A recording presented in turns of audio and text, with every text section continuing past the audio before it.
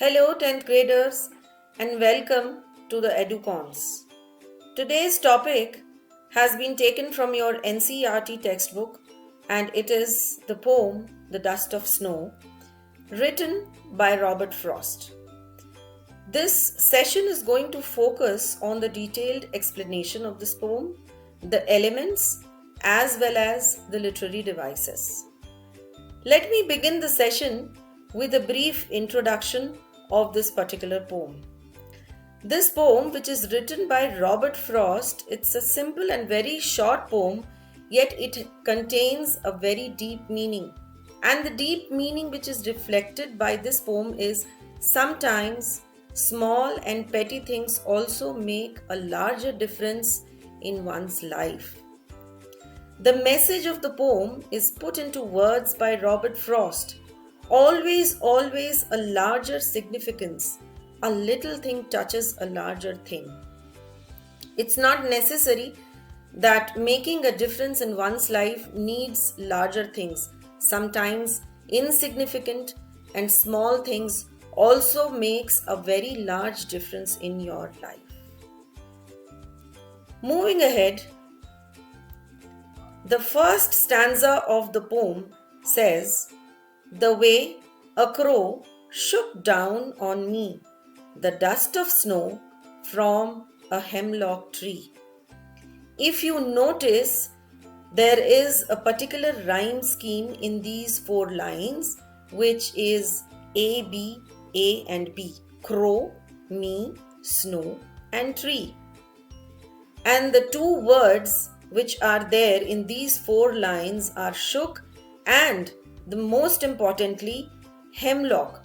There are two natural elements which are used by Robert Frost in this poem. The first one is the hemlock tree, which is considered to be a poisonous tree, and the second one is a crow, which is considered to be a bad omen. However, the poet has tried to convey a positive message through these negative elements. Let's see what the explanation says.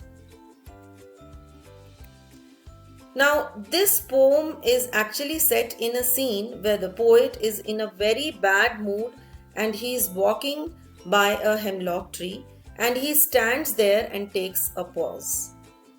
Now, a hemlock tree is considered to be a poisonous tree.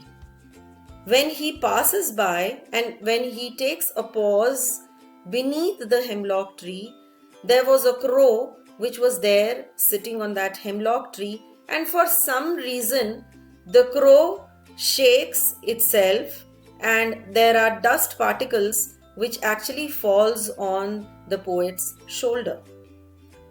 Here there is an assumption or a doubt about the bird's specific action.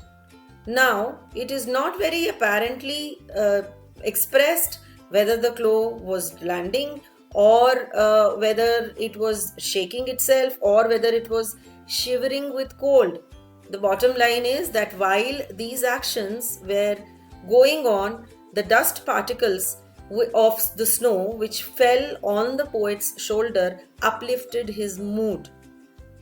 Now, here the two agents of nature, the hemlock tree and the crow, are significantly used to convey a positive message that even if they are considered to be bad and ominous, they have created a positive impact on the poet's mood.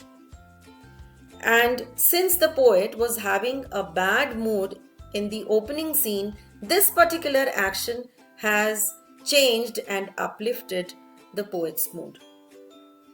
Let's move on to the second stanza.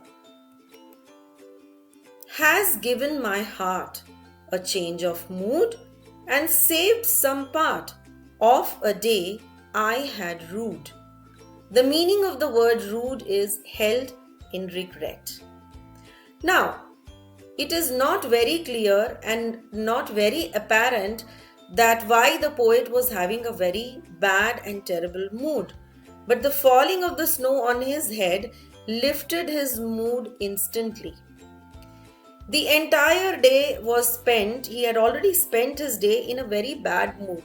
But when this action happened when he was standing beneath the hemlock tree, and when the dust particles of the snow it fell on his head, his mood was uplifted.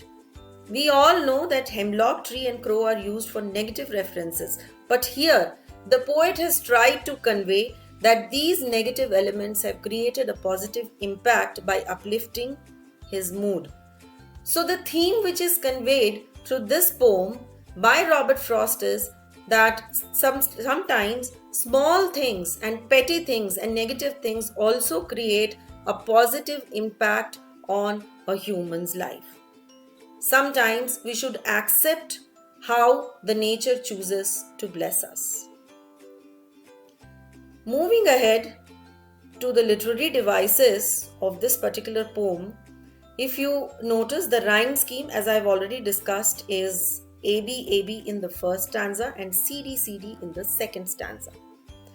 Now coming to alliteration, as we all know, it is the occurrence of the same letter or sound, and has given my heart and saved some part are the repetition of two consonant sounds H and S, which identifies it as an alliteration.